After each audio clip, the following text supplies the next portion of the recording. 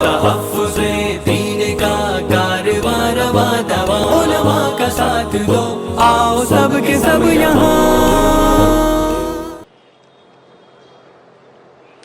السلام علیکم ورحمۃ اللہ وبرکاتہ۔ نحمدہ ونصلی علی رسولہ الکریم، اما بعد۔ اعوذ باللہ من الشیطان الرجیم، بسم اللہ الرحمن الرحیم۔ تلک الرسل فضلنا بعضهم علی بعض، منہم من کلم اللہ ورفع بعضهم درجات۔ صدق اللہ و صدق رسول اللہ۔ آئیے ہم اور آپ حضور سید عالم تاجدار بنی آدم و آدم جناب احمد مجتبیٰ محمد مصطفیٰ صلی اللہ علیہ وسلم کی بارگاہ بے کس پناہ میں بلند آواز سے درود پاک کا ہدیہ پیش کریں۔ اللہم صلی علی سیدنا مولانا محمد معدل الجود والکرم وآلہ و صحابی وبارک وسلم۔ میں سب سے پہلے مبارکباد دیتا ہوں محترم اویسی صاحب اور ان کے اعوان و انصار کو کہ انہوں نے جشن رحمت للعالمین کی یہ عظیم مجلس منعقد کی۔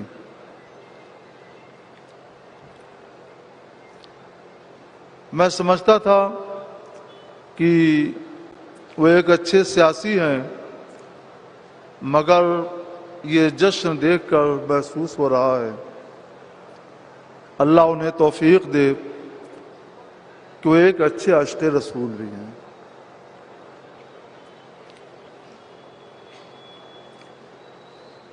ہماری گفتگو کا عنوان ہوگا مخلوط معاشرے میں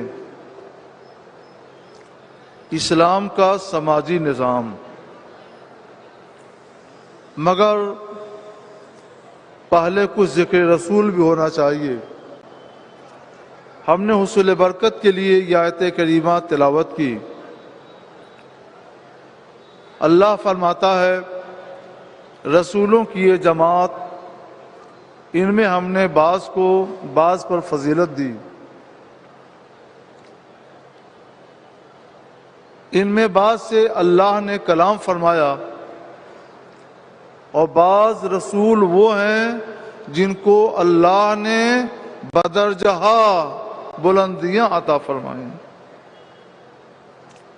جس رسول سے کلام فرمایا وہ حضرت سیدنا موسیٰ علی نبینا علیہ الصلوۃ والسلام ہیں، اور جس نبی کو تمام رسولوں میں درجوں بلندیاں عطا فرمائی وہ قائد عالم جناب محمد رسول اللہ صلی اللہ علیہ وسلم ہے۔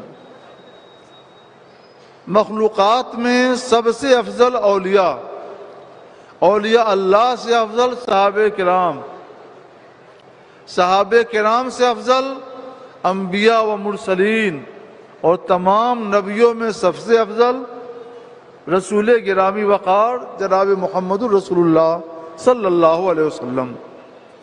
سب سے اعلیٰ و اولا ہمارا نبی، سب سے بالا و والا ہمارا نبی، خلق سے اولیاء، اولیاء سے رسول، اور رسولوں سے اعلیٰ ہمارا نبی۔ بجھ گئیں جس کے آگے سبھی مشعلیں، بجھ گئیں جس کے آگے سبھی مشعلیں، شمع وہ لے کے آیا ہمارا نبی۔ حضور سید عالم صلی اللہ علیہ وسلم کو اللہ تعالیٰ نے بہت طرح سے اور بے بہا اور بے شمار فضیلتیں عطا فرمائی ہیں۔ ان میں خاص فضیلت یہ بھی ہے، بخاری شریف کی حدیث میں ہے، کان النبی یبعث الی قومہ خاصہ، پہلے جو نبی آئے وہ خاص اپنی قوم کی طرف اور اپنے اپنے قوم کی زبان میں مبعوث کیے جاتے تھے۔ یہی وجہ ہے کہ ایک ایک وقت میں 70 انبیاء ہوئے، مگر حضور سید عالم صلی اللہ علیہ وسلم فرماتے ہیں وَبُعِثْتُ إِلَى الْخَلْقِ كَافَّةً، اور مجھے ساری کائنات عالم کا رسول بنا کر بھیجا گیا۔ ساری کائنات عالم میں ایک طبقہ یہ کہتا ہے کہ اس سے مراد جن و انس ہیں، کیونکہ رسول اللہ کی رسالت کا فائدہ ان کو ملتا ہے۔ مگر حق یہ ہے کہ جب رسول مجتبی صلی اللہ علیہ وسلم نے فرما دیا کہ میں ساری کائنات خلقت کا رسول بنا کر بھیجا گیا، تو اس کو حقیقی معنی پر محمول کیا جائے۔ واقعی ہمارے رسول ساری کائنات عالم کے رسول ہیں۔ ساری کائنات عالم میں جن بھی ہیں، انس بھی ہیں، فرشتے بھی ہیں، 18,000 مخلوقات ہیں۔ سوال یہ پیدا ہوتا ہے کہ جو صاحب عقل ہیں، جن اور انس، ان کا رسول ہونا تو سمجھ میں آتا ہے، مگر حضور صلی اللہ علیہ وسلم شجر کے بھی رسول ہیں، حجر کے بھی رسول ہیں، زمین کے بھی رسول ہیں، آسمان کے بھی رسول ہیں، چاند کے بھی رسول ہیں، تاروں کے بھی رسول ہیں، سورج کے بھی رسول ہیں۔ اس کا کیا مطلب؟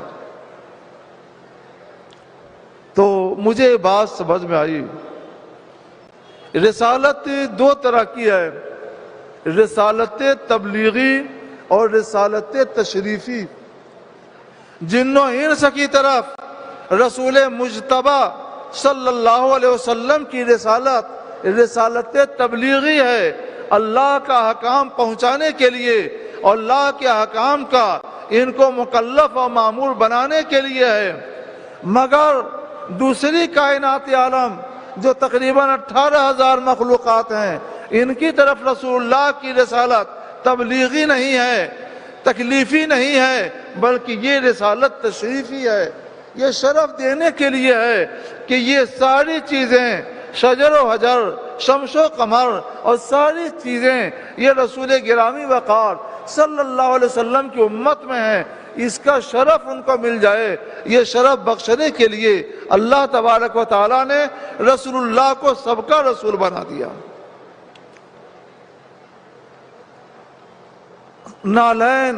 نالین سب یکساں ہیں، ہمارے نالین کیا آپ کے، مگر اگر ہمارے استاذ یا آپ کے پیر کے نالین ہوں تو آپ اس کو اٹھا کر بڑے ادب کے ساتھ رکھتے ہیں۔ کیا فرق ہے؟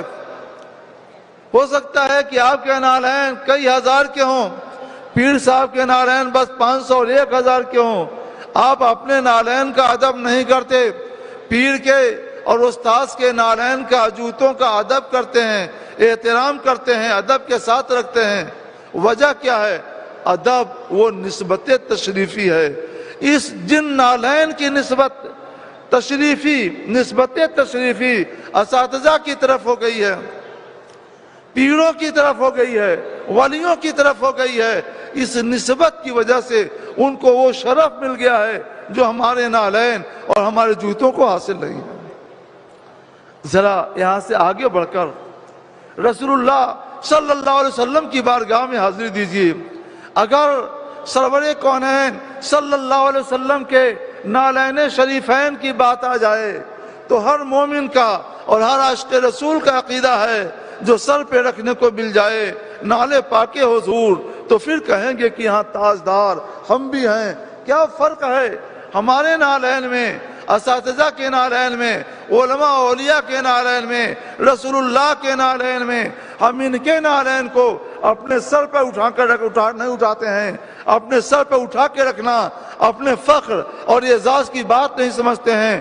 رسول اللہ کے نالین کو سر پہ اٹھانا اپنے فخر کی بات سمجھتے ہیں، قسمت کی میراث سمجھتے ہیں۔ بات وہی ہے ان کو نسبت حاصل ہے حضور سید عالم صلی اللہ علیہ وسلم سے، اس لیے ان کا شرف بڑھ گیا۔ ان کو نسبت حاصل ہے ہم سے اور آپ سے، اس لیے وہ جہاں تھے وہیں کے رہ گئے، ان کو وہ شرف نہیں مل سکا۔ تو رسول اللہ صلی اللہ علیہ وسلم کو رسالت تشریفی کی حیثیت سے ساری کائنات عالم کی طرف مبعوث کیا گیا، تاکہ ان کو بھی یہ فخر حاصل ہو جائے کہ ہم سب سے افضل رسول، سب سے برتر رسول، سب سے اولیٰ و اعلیٰ رسول کی امت میں ہیں۔ سب سے اعلیٰ و اولیٰ ہمارا نبی، سب سے بالا و والا ہمارا نبی، خلق سے اولیاء، اولیاء سے رسول، اور رسولوں سے بالا ہمارا نبی۔ ایک بار درود پاک پڑھیے، اللہم صلی علی سیدنا مولانا محمد مبارک وسلم۔ رسول صلی اللہ علیہ وسلم نے ساری دنیا کو حقوق کی زنجیروں میں جکڑ دیا ہے۔ ہم یہاں تمام حقوق پر کوئی تفصیلی گفتگو تو نہیں کر سکتے، لیکن غیر مسلم اکثریتی معاشرے میں ہمیں کس طور پر زندگی گزارنا چاہیے، مخلوط معاشرے میں اسلام نے ہمیں کیا سماجی نظام عطا کیا ہے، اس پر ہمیں غور کرنا چاہیے۔ حضور سید عالم صلی اللہ علیہ وسلم نے اس کثرت میں قانون کی وحدت عطا فرمائی ہے، اور ہمارے مخلوط سماجی نظام کو 5 بنیادی حقوق پر مستحکم کر دیا ہے، تعمیل فرمایا ہے۔ وہ 5 بنیادی حقوق کیا ہیں؟ دین اور مذہب کا تحفظ، جان کا تحفظ، مال کا تحفظ، عقل کا تحفظ، نسب کا تحفظ۔ یہ 5 ایسے حقوق ہیں، یہ 5 ایسے سماجی حقوق ہیں جو ساری انسانی برادری پر عائد ہوتے ہیں، اور سب پر لازم ہوتا ہے کہ ہر ایک سب کی جان کی حفاظت کرے، سب کے دین و مذہب کی حفاظت کرے، سب کے مال کی، عقل کی اور نسب کی حفاظت کرے، اور دنیا کا کوئی بھی فرد بشر کسی بھی فرد بشر کے دین میں کوئی چھیڑ چھاڑ نہ کرے، اس کی عقل سے چھیڑ چھاڑ نہ کرے، اس کے نسب سے، اس کے مال سے اور اس کی جان سے کوئی چھیڑ چھاڑ نہ کرے۔ یہ پیغام دیا ہے دراصل حضور رحمت عالم صلی اللہ علیہ وسلم نے حقوق کی یہ تعلیم عطا کی ہے مصطفیٰ جان رحمت صلی اللہ علیہ وسلم نے۔ پھر دنیا نے سرکار مدینہ صلی اللہ علیہ وسلم سے سیکھ کر وہیں سے اخذ فیض کر کے اپنے اپنے دستوروں میں، حکومتوں نے اپنے اپنے دساتیر میں ان کو جگہ دی ہے، اور آج انہی دستوروں کی بنیاد پر دنیا میں اگر نظام امن پایا جاتا ہے، دنیا میں امن پایا جاتا ہے، آشتی پائی جاتی ہے، سکون و قرار پایا جاتا ہے، یہ سماجی طور پر، تو یہ انہی اصولوں کی بنیاد ہے، انہی حقوق کی دین ہے جو مصطفیٰ جان رحمت صلی اللہ علیہ وسلم نے دیا ہے۔ سرکار کی آمد سے پہلے دنیا ان حقوق سے نہ آشنا تھی، انہیں آشنا کیا ہے دنیا کو حضور رحمت عالم صلی اللہ علیہ وسلم نے۔ یہ دنیا حضور کی آنے سے پہلے جہنم بنی ہوئی تھی، اسے جنت بنایا ہے حقوق کی نعمت عطا کر کے مصطفیٰ جان رحمت صلی اللہ تعالی علیہ وسلم نے۔ سچ ہے یا رسول اللہ، تیرے آنے سے پہلے کب تھی ایسی بات دنیا میں، بہار آئی نہیں لائی گئی معلوم ہوتی ہے۔ یہ 5 حقوق کیا ہیں؟ مختصراً تشریح کروں۔ پہلی چیز ہے دین اور مذہب کی حفاظت۔ اس بارے میں بڑی غلط فہمیاں ہیں، مگر اسلام نے سب کو دین اور مذہب کا تحفظ ادا کیا ہے۔ قرآن نے محمد الرسول اللہ صلی اللہ علیہ وسلم کی زبان پر اپنے دور آغاز میں ہی یہ اعلان کر دیا تھا، لکم دینکم ولی دین، تمہارے لیے تمہارا دین ہے اور میرے لیے میرا دین ہے۔ مطلب یہ ہے کہ تم اپنا دین جو کچھ بھی سمجھتے ہو سمجھو، تمہارا جو بھی اعتقاد ہے اس کو سمجھو، لیکن ہم تو اپنے دین پر قائم رہیں گے جو دین اللہ تعالیٰ نے ہمیں عطا کیا ہے۔ جو دین مصطفیٰ جان رحمت صلی اللہ علیہ وسلم ہمارے لیے لائے ہیں۔ لکم دینکم، تمہارے لیے تمہارا دین ہے، ولی دین، اور میرے لیے میرا دین ہے۔ ہم اپنے دین پر قائم کریں گے۔ وہ دین دین اسلام ہے جس کے بارے میں اللہ تعالیٰ نے آخر میں یہ اعلان فرمایا تھا، الیوم اکملت لکم دینکم واتممت علیکم نعمتی ورضیت لکم الاسلام دینا۔ اے محبوب، آج میں نے تمہارے لیے تمہارا دین مکمل کر دیا اور تمہارے اوپر اپنی نعمت تمام کر دی اور تمہارے لیے دین اسلام کو پسند کر دیا۔ دین اسلام اللہ کا دیا ہوا دین ہے، پسندیدہ دین ہے۔ ہم اس پر قائم رہیں گے مگر دوسرے کے مذہب سے چھیڑ چھاڑ نہیں کریں گے۔ لکم دینکم ولی دین۔ اسلام نے اپنے دور آغاز میں یہ بھی اعلان کر دیا تھا، لا اکراہ فی الدین قد تبین الرشد من الغی۔ دین میں کوئی جبر اور دباؤ نہیں، کسی کو مجبور نہیں کیا جائے گا۔ ہاں، ہدایت کی راہ گمراہی سے واضح ہو چکی ہے۔ مطلب یہ ہے کہ ہدایت کی راہ کو بھی بتا دیا گیا ہے اور گمراہی کی راہ کو بھی بتا دیا گیا ہے۔ مارکیٹ میں بازار آپ جاتے ہیں تو وہاں ہر طرح کا سامان ملتا ہے، اچھا بھی اور خراب بھی۔ اللہ نے عقل دے دی ہے کہ اپنی عقل کے ذریعے فیصلہ کرو کہ تمہیں یہ اچھا والا لینا چاہیے یا خراب والا لینا چاہیے۔ جس کی جیسی سمجھ ہوتی ہے، جس کو جیسی عقل ملی ہوتی ہے، اس کے لحاظ سے وہ فیصلہ کرتا ہے۔ اگر ہم بازار جا کر اچھے اور برے کا فیصلہ، نیک اور بد کا فیصلہ، خراب اور عمدہ کا فیصلہ اپنی عقل سے کرتے ہیں تو ہمیں اپنے دین کے بارے میں بھی جب اللہ تبارک و تعالیٰ نے بتا دیا ہے یہ ہدایت کی راہ ہے، یہ گمراہی کی راہ ہے، اور عقل بھی عطا کر دی ہے، عقل سلیم بھی عطا کر دی ہے تاکہ سوچو اور غور کرو، تو اس کے لحاظ سے ہمیں فیصلہ کرنا چاہیے کہ ہمیں ہدایت کی راہ اپنانی ہے یا گمراہی کی راہ اپنانی ہے۔ یہ تو اللہ تعالیٰ نے ہمارے اوپر چھوڑ دیا ہے، تم کو عقل دے دی گئی ہے، ہدایت کی راہ بتا دی گئی ہے، گمراہی کی راہ بتا دی گئی ہے۔ تم جو راستہ چاہو اپناؤ، جیسا راستہ اپناؤ گے اس کے مطابق تمہیں جزا ملے گی۔ لا اکراہ فی الدین، لیکن دین میں کوئی جبر نہیں ہے، دین میں کوئی دباؤ نہیں ہے۔ اور جب مسلم ریاستوں کا قیام عمل میں آیا جگہ جگہ، تو جہاں جہاں بھی مسلم ریاستیں قائم ہوئیں ہر جگہ اسلام نے انہیں یہ دستور حیات دیا تھا، امیرنا بأن نترکہم وما یدینون، کہ مسلم ریاستوں میں جو غیر مسلم رہتے ہیں معاہدہ کر کے رہتے ہیں، دستوری معاہدہ کر کے رہتے ہیں، ان کو ہمیں حکم دیا گیا ہے کہ ان کو ہم ان کے دین پر، ان کے اعتقاد پر اور ان کے مذہب پر چھوڑ دیں۔ عبادات میں تو کوئی شرکت نہیں ہوا کرتی ہے، لیکن معاملات میں خرید و فروخت ہو، اجارہ ہو اور اس کے علاوہ دوسرے معاملات ہوں، جتنے بھی معاملات ہیں، ان معاملات میں جو حقوق مسلمانوں کو دیے گئے وہ سارے حقوق اسلام نے اپنی ریاست کے غیر مسلموں کو بھی عطا کیے۔ صرف یہ فرق رکھا کہ مسلمانوں کو خنزیر کا معاملہ، خنزیر خریدنا بیچنا حرام، شراب خریدنا بیچنا حرام، لیکن مسلم ریاستوں میں جو غیر مسلم دستوری معاہدہ کر کے رہتے ہیں ان کے لیے خنزیر پر کوئی پابندی نہیں لگائی گئی، ان کے لیے شراب پر کوئی پابندی نہیں لگائی گئی، کیونکہ خنزیر ان کے مذہب میں حلال ہے، شراب ان کے مذہب میں حلال ہے۔ جب وہ اپنے مذہب میں شراب کو حلال سمجھتے ہیں تو آپس میں وہ جو معاملہ چاہیں کریں، خنزیر کو حلال سمجھتے ہیں تو اس کے ساتھ جو معاملہ چاہیں کریں، ہم اس میں چھیڑ چھاڑ نہیں کریں گے۔ لیکن جو دوسرے معاملات ہیں ان تمام معاملات میں ان کا حکم وہی ہے جو مسلمانوں کا ہے، ان کے ساتھ وہی برتاؤ کیا جائے گا جو مسلمانوں کے ساتھ کیا جاتا ہے۔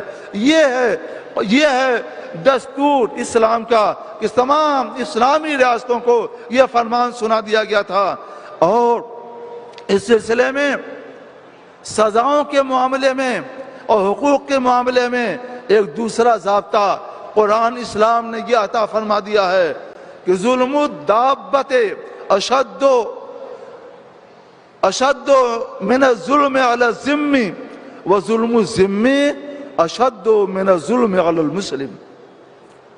چوپائے پر ظلم یہ دستوری معاہدہ کر کے اسلامی ریاستوں میں رہنے والے غیر مسلموں پر ظلم سے زیادہ سخت ہے کہ جانوروں پر ظلم کیا جائے، کیونکہ جانور بے زبان ہے، ان کے ساتھ ظلم ہوگا تو وہ کوئی فریاد نہیں کریں گے، کہیں مقدمہ نہیں دائر کریں گے، کہیں داد نہیں چاہیں گے، اس لیے ان پر ظلم بہت سخت مانا گیا ہے۔ اس کے برخلاف ذمی جو دستوری معاہدہ کیے ہوئے ہیں، ان کے پاس زبان ہے، ان کے پاس عقل ہے، یہ عدالتوں میں جا کر، کورٹ و کچہریوں میں جا کر اپنا مقدمہ پیش کر سکتے ہیں، اپنا انصاف لے سکتے ہیں۔ دوسرا ضابطہ اسی کے ساتھ یہ فرمایا گیا وَظُلْمُ الذِّمِّ أَشَدُّ مِنَ الظُّلْمِ عَلَى الْمُسْلِمِ، اور معاہد پر دستوری معاہدہ کر کے رہنے والے غیر مسلم پر ظلم، یہ مسلمان پر ظلم سے زیادہ سخت ہے کہ ایک مسلمان پر اگر ظلم ہوتا ہے تو اپنی کثرت کی وجہ سے اس کا دفاع کر سکتے ہیں، مگر یہ اپنے اقلیت میں ہونے کی وجہ سے مظلوم ہو کر رہ جائیں گے۔ اس وجہ سے اسلام نے ان کے اوپر ظلم کو مسلمان کے اوپر ظلم سے زیادہ سخت قرار دیا، اور اس لیے ان کی سزا کا ان کے اوپر جو ظلم کیا جائے اس کی سزا کا بھی بہت سخت اہتمام کیا۔ یہ ہے نظام یہ ہے اسلام کا سماجی نظام جو اس نے ساری دنیا کو عطا کیا ہے، اور خاص طور پر اپنی مسلم ریاستوں کو عطا کیا ہے۔ دوسری چیز ہے جان کی حفاظت۔ جان کی حفاظت مطلب کیا ہے کہ جیو، چین کے ساتھ جیو اور چین کے ساتھ جینے دو، جیو اور جینے دو، یہ اس کا خلاصہ مفہوم ہے۔ ناحق کسی بھی جان پر ہاتھ نہ اٹھایا جائے۔ جس نے ظلم نہیں کیا ہے، جس نے زمین کے اندر فساد نہیں مچایا ہے، اس کی جان کی حفاظت کی جائے گی۔ قرآن کہتا ہے من قتل نفسا بغیر نفس او فساد فی الارض فکأنما قتل الناس جميعا، جس نے کسی ایسی جان کو قتل کر دیا، جس نے کسی جان کو قتل نہیں کیا تھا اور جس نے زمین میں کوئی فساد نہیں مچایا تھا، تو اس نے گویا سارے لوگوں کو، سارے انسانوں کو قتل کر دیا۔ میں سوچنے لگا یا اللہ، ایک جان کو قتل کرنا سارے جانوں کو قتل کرنے کے برابر کیوں ہے؟ تو بات سمجھ میں آئی کہ ناحق ایک جان کو قتل کرنا یہ حقیقت میں ایک انسان نہیں، انسانیت کا قتل ہے، اور انسانیت کے ناطے یہ ایک انسان کا قتل نہیں بلکہ سارے انسانوں کا قتل ہے۔ اور ساتھ ہی فرمایا جاتا ہے وَمَنْ أَحْيَاهَا فَكَأَنَّمَا أَحْيَا النَّاسَ جَمِيعًا، اور جس نے ایک جان کو محفوظ رکھا اس نے گویا ساری جانوں کو محفوظ رکھا، کیونکہ ایک جان کو محفوظ رکھ کر اس نے انسانیت کی حفاظت کی ہے، اور انسانیت کی حفاظت کے واسطے سے اس نے سارے انسانوں کی حفاظت کی ہے۔ اب آئیے ذرا مسلم ریاستوں میں دستوری معاہدہ کر کے غیر مسلموں کے ساتھ، رہنے والے غیر مسلموں کے ساتھ کیا حکم دیا گیا ہے۔ تو اسلام کا ضابطہ ہے، ہدایہ جیسی عظیم کتابوں میں یہ ضابطہ موجود ہے، دماؤہم کا دمائنا واموالہم کا موالنا، اموالہم کا موالنا ودماؤہم کا دمائنا، ان کا مال ہمارے مال کی طرح سے ہے اور ان کا خون ہمارے خون کی طرح سے ہے۔ اگر کوئی ان کا مال دبائے گا تو اس کو وہی سزا دی جائے گی جو مسلمان کا مال دبانے والے کو سزا دی جاتی ہے۔ کوئی ان کی جان پر حملہ کرے گا، چھیڑ چھاڑ کرے گا، تو اس کو وہی سزا دی جائے گی جو مسلمان کی جان کے ساتھ چھیڑ چھاڑ کرنے والے اور اس پر حملہ کرنے والے کو سزا دی جاتی ہے۔ دونوں کا حکم ایک ہے، اموالہم کا موالنا، ان کا مال ہمارے مال کی طرح سے ہے، دماؤہم کا دمائنا، ان کا خون ہمارے خون کی طرح سے ہے۔ تیسری چیز ہے مال کی حفاظت۔ مال یہ وہ اہم چیز ہے کہ اگر کھانا نہ ملے تو آدمی کچھ دنوں بھوکا رہ کر ہلاک ہو جائے۔ اس لیے مال کی بھی اہمیت جان کی طرح سے بہت زیادہ ہے۔ مال کسی لیے، مال کی حفاظت کے لیے اسلام نے بار بار اور شدت کے ساتھ تاکید فرمائی ہے، یہاں تک کہ ایک موقع سے حضور سید عالم صلی اللہ علیہ وسلم نے ارشاد فرمایا من قتل دون مالہ فہو شہید، جو اپنے مال کی حفاظت کے لیے قتل کر دیا جائے وہ شہید ہے، وہ مقتول نہیں ہے، وہ شہید ہے، اس کو شہید کا درجہ ملے گا، اور قیامت کے دن اس کو شہید کا رتبہ عطا کر دیا جائے گا، کیونکہ مال کی حفاظت یہ گویا جان کی ہی حفاظت ہے۔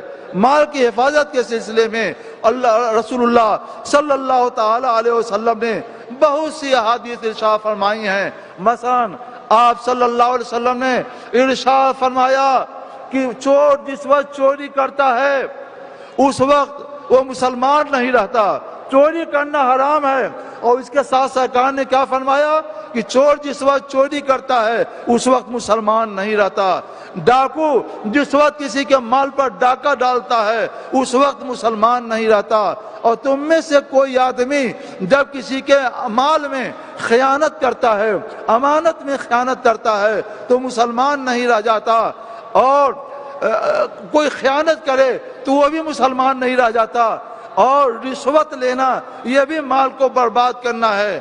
رسول اللہ صلی اللہ علیہ وسلم فرماتے ہیں الراشی والمرتشی فی النار، رشوت دینے والا بھی جہنمی ہے اور رشوت لینے والا بھی جہنمی ہے۔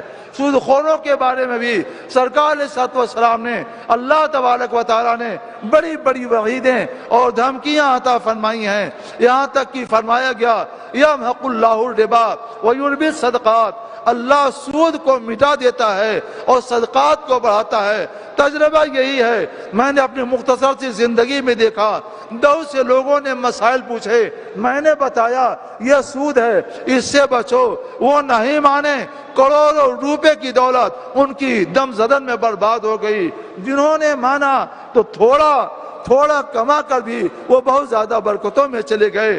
حلال کماؤ، تھوڑا کماؤ، اللہ بہت برکت دے گا۔ سود کے ذریعے کماؤ گے، رشوت کے ذریعے کماؤ گے، زیادہ کماؤ گے، مگر دم زدن میں اللہ تبارک و تعالیٰ اس کو برباد کر دے گا، اس کو ہلاک کر دے گا۔ اس لیے کسی کا مال مت دباؤ سود لے کر کے، کسی کا مال مت ہڑپ کرو رشوت لے کر کے، کسی کا مال چوری نہ کرو، ڈکیتی نہ کرو، کسی کے مال میں، کسی کی امانت میں خیانت نہ کرو جی، اور تمہارے مال پر کوئی حملہ کر دے اس کی حفاظت کرو، اگر تم اس بارے میں قتل بھی کر دیے گئے تو تمہیں شہادت کا درجہ ملے گا۔ یہ ہے مقام اس مال کی حفاظت کا۔ اور میں نے بتایا کہ جو غیر مسلم ریاستوں میں دستوری معاہدہ کر کے رہتے ہیں ان کے بارے میں سرکار علیہ الصلوۃ والسلام نے فرما دیا، ہماری شریعت اسلامیہ نے فرما دیا اموالہم کا اموالنا، ان کا مال ہمارے مال کی طرح سے ہے۔ اور اس کے ساتھ ایک چیز جان کا دین اور مذہب کا تحفظ، جان کا تحفظ، مال کا تحفظ، عقل کا تحفظ۔ عقل کی حفاظت یہ بڑی اہم چیز ہے۔ اگر عقل نہ ہو تو جانور میں اور انسان میں کیا فرق آ جائے؟ اس کے پاس 4 پاؤں ہیں، 4 پاؤں چلتے ہیں، ہم تو 2 ہی پاؤں چلتے ہیں۔ بس یہ ہے کہ وہ بے عقل ہے، ہم عقل والے ہیں۔ شراب پی کر اگر کوئی اپنے کو مدہوش کر لے اور عقل سے بیگانہ ہو جائے تو پھر اس میں اور جانور میں کوئی فرق نہیں رہ جاتا ہے۔ یہی وجہ ہے کہ اسلام نے شراب نوشی کو سختی کے ساتھ حرام قرار دیا اور اس کے اوپر پابندی لگائی، اور جو چیزیں بھی عقل کو برباد کر دیتی ہیں، عقل کو خراب کرتی ہیں، ان چیزوں پر بھی اسلام نے پابندی لگائی۔ ایک حدیث پاک میں ہے کہ ایک فاحشہ، ایک پرانے زمانے کا واقعہ ہے کہ ایک عابد پر فریفتہ ہو گئی، ایک ہیلے سے ان کو بلا لیا، نیک آدمی چلے آئے، دروازہ بند کر دیا، کہا کہ میرا کوئی ضرورت کام نہیں ہے، میں آپ کے ساتھ بدی ملوث ہونا چاہتا ہوں۔ انہوں نے انکار کر دیا۔ اس نے کہا یہ بچہ بے گناہ، اس کو قتل کر دیجئے، انکار کر دیا۔ اس نے کہا تب یہ شراب کا پیالہ ہے، ایک پیالہ شراب پی لیجئے، اس سے بھی انکار کر دیا۔ تب وہ بولی تینوں میں سے ایک کرنا پڑے گا، اگر آپ نے نہیں کیا تو ہم شور مچائیں گے اور پورے شہر میں آپ کو بدنام کر دیں گے۔ وہ عالم نہیں تھے، صرف عابد تھے۔ انہوں نے فیصلہ کیا کہ شراب پی لینا بہتر ہے، کیونکہ اس کا تعلق اپنے سے ہے، دوسروں سے نہیں، بعد میں توبہ کر لیں گے۔ شراب پی، مدہوش ہو گئے، عقل چلی گئی تو زنا بھی کیا اور اس بے گناہ بچے کو قتل بھی کر دیا۔ سرکار علیہ الصلوۃ والسلام فرماتے ہیں ام الخبائث شراب سے بچو، جہاں شراب ہوتی ہے وہاں ایمان نہیں ہوتا، جہاں ایمان ہوتا ہے وہاں شراب نہیں ہوا کرتی۔ اور آخری چیز ہے نسب کی حفاظت۔ زنا سے نسب کی حفاظت نہیں رہتی، بدکاری سے نسب کی حفاظت نہیں رہتی، نکاح سے نسب کی حفاظت ہوتی ہے۔ نسب کی حفاظت کی وہ اہم چیز ہے کہ اگر نسب محفوظ ہے تو دنیا آپ کے لیے روشن ہے، زمین بھی روشن ہے، آسمان بھی روشن ہے، آپ کے لیے ماں بھی ہے، باپ بھی ہے، بھائی بھی ہیں، بیٹا بھی ہے، اولاد بھی ہیں، تمام رشتہ دار ہیں۔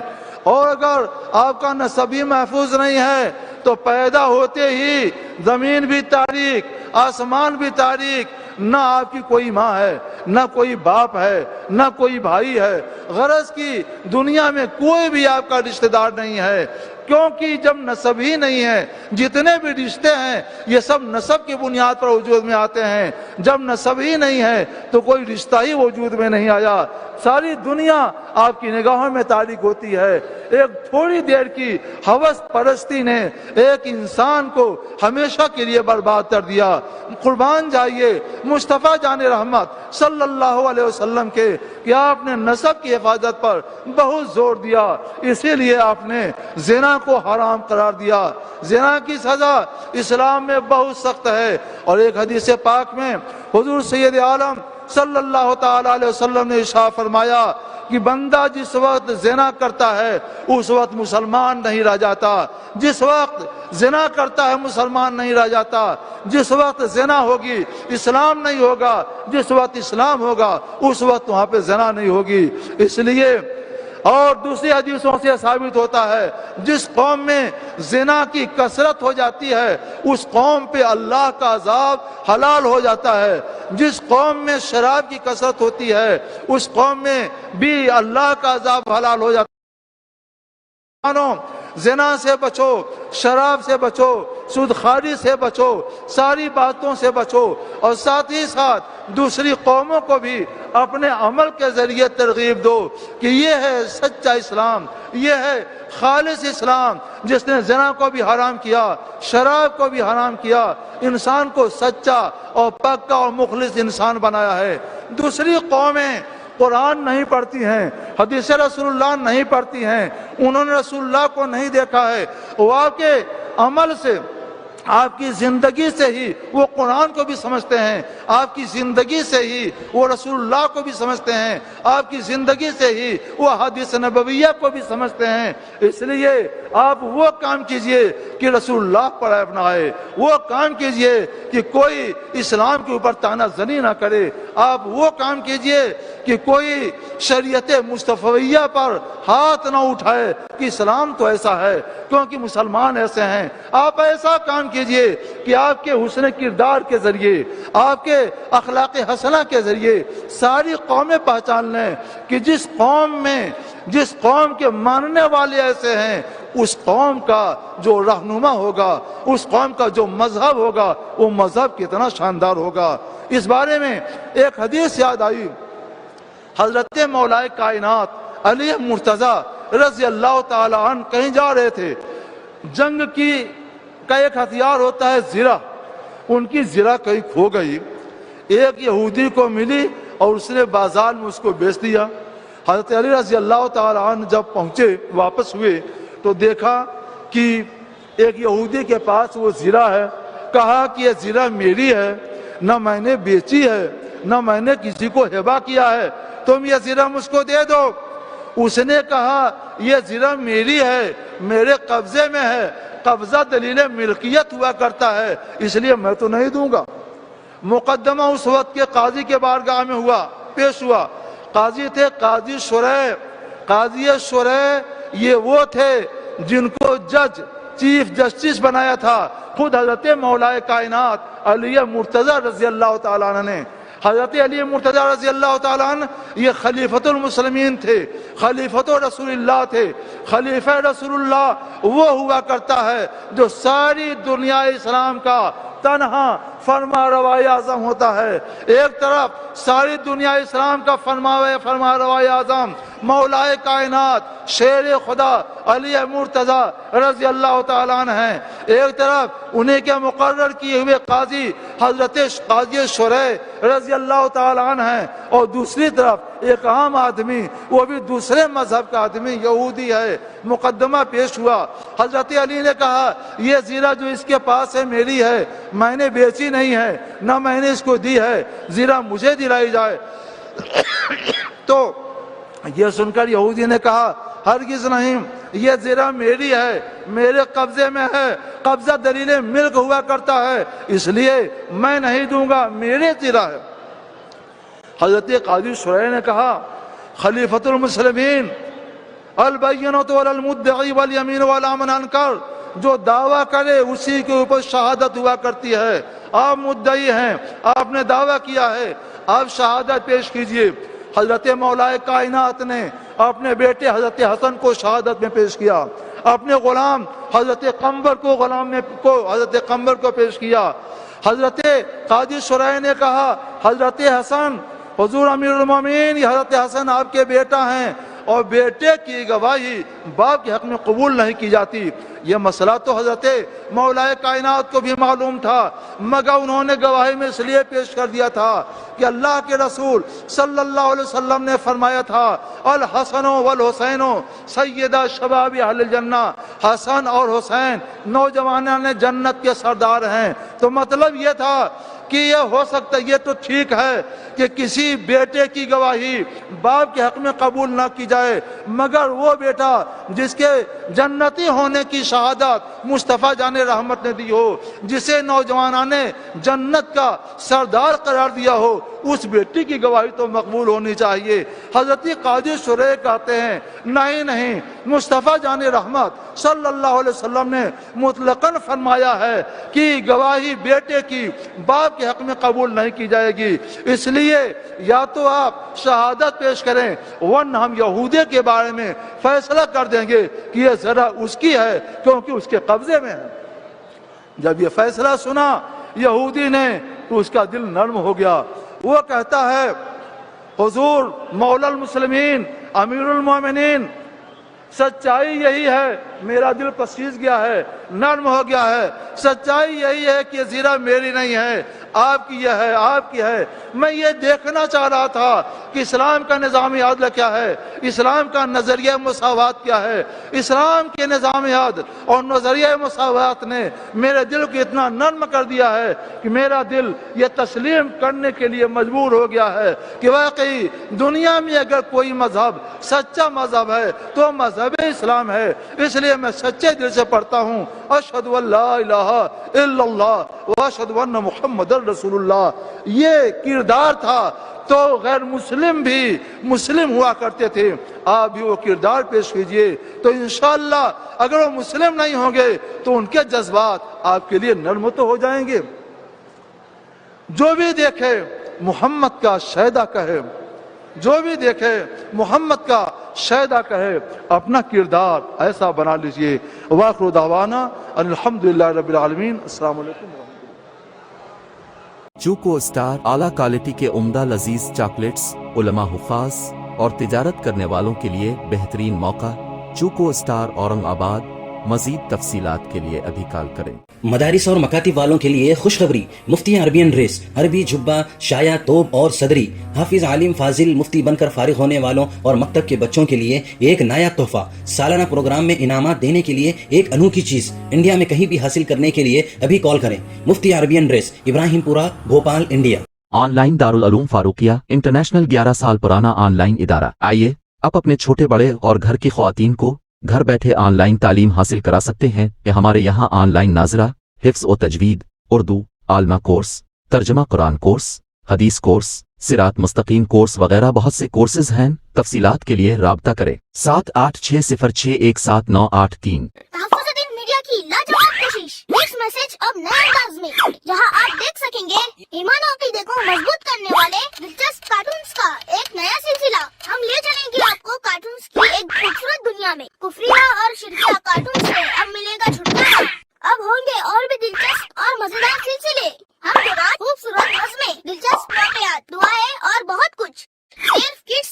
पर जल्दी करें और अभी सब्सक्राइब करें। और हाँ दोस्तों,